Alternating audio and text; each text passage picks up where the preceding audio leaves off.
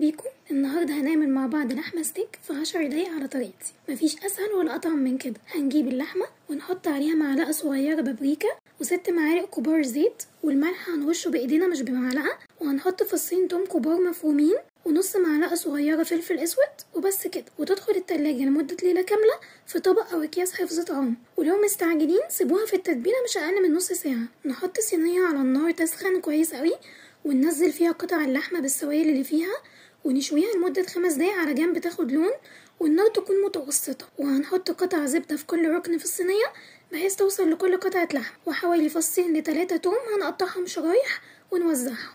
وقدامكم خيار من الاتنين، يا هتحطوا روزماري بودرة وترشوه كده على وش اللحمة، يا اما فريش زي ما تحب. انا حطيت بودرة ووزعته على الصينية كلها، ولما اتشوت قلبتها تاني لاخر مرة لمدة دقيقتين بالظبط. بتاخد لون شوي وطعم رهيب هينافس اي مطعم متحدي.